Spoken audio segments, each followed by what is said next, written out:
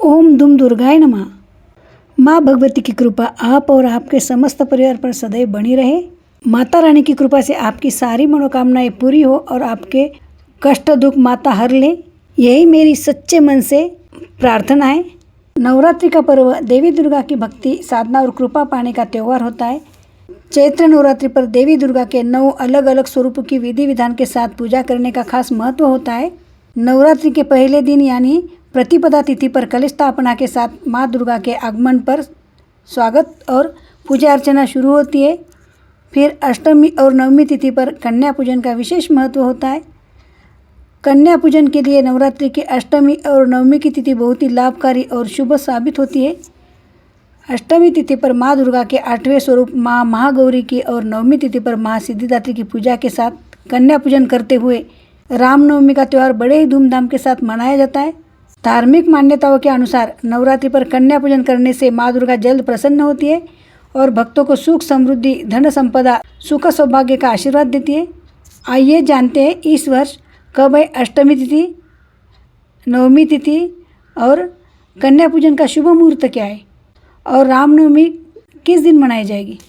और कन्या पूजन की सविस्तर विधि मैं आपको बताने वाली हूँ। कन्या पूजन के लिए सामग्री क्या लगती है और मंत्र। वीडियो अत्यंत महत्वपूर्ण है, इसलिए अंत तक ज़रूर देखिए। जय लक्ष्मी माता। स्वागत है आपका अपने चैनल श्रद्धा से भक्ति भावना में।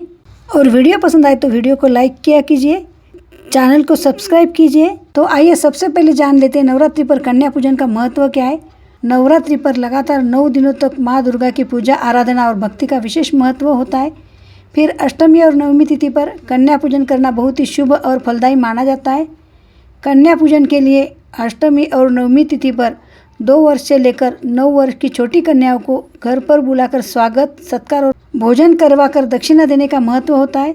इस वर्ष चैत्र नवरात्रि पर दुर्गा अष्टमी पूजन 26 मार्च 2026 को है। वही नवमी तिथि 27 मार्च 2026 को है। आइए आगे जान लेते हैं दुर्गा अष्टमी तिथि पर कन्या पूजन मुहूर्त। देखिए, कुछ लोग अष्टमी के दिन कन्या पूजन करते हैं तो कुछ लोग नवमी के दिन कन्या पूजन करते हैं। तो जो लोग 26 मार्च को दुर्गा अष्टमी पर कन्या पूजन करने वाले उनके लिए शुभ मुहूर्त है सुबह 6:17 से लेकर 7:51 तक। फिर इसके बाद सुबह 10:56 से लेकर दोपहर 3:32 तक रहेगा। इस बीच में आप कन्या पूजन कर सकते हैं।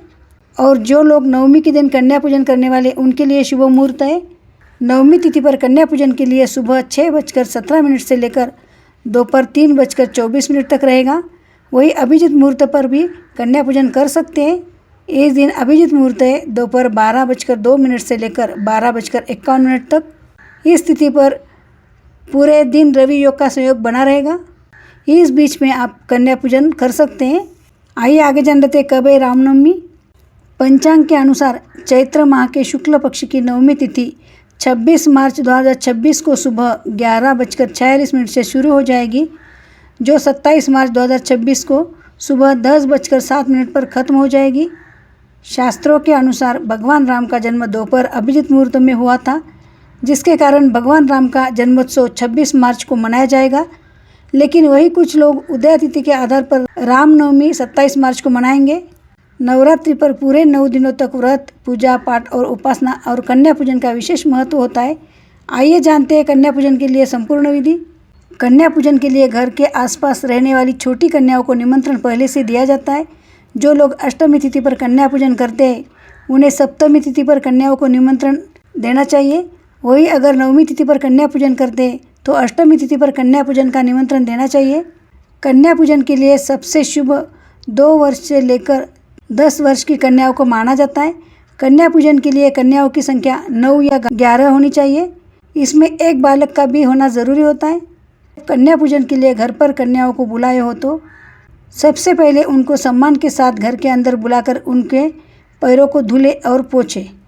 इस बाद सभी कन्याओं को सम्मानपूर्वक आसन पर बिठाए और पैरों में मुहावर, माथे पर बिंदिया और कुमकुम का टीका लगाए।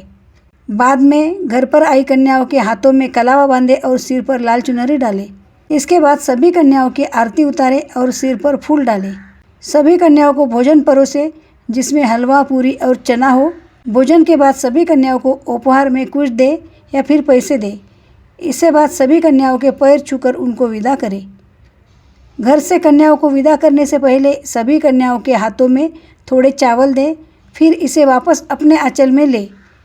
इसके बाद इन्हें अपने पूरे घर के कोने में रख दें। आइए आगे जान लेते हैं कन्या पूजन के लिए हमें सामग्री क्या क्या लगती है।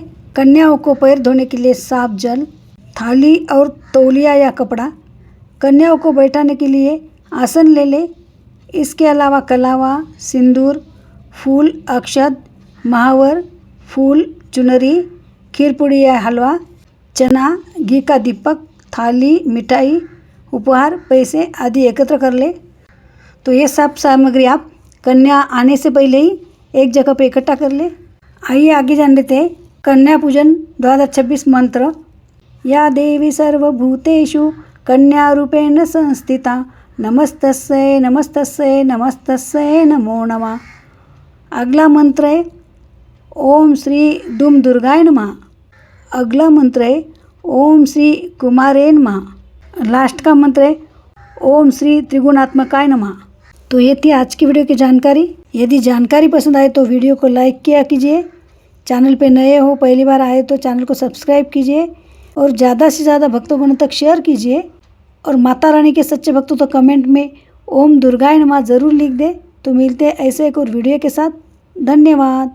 जय लक्ष्मी माता।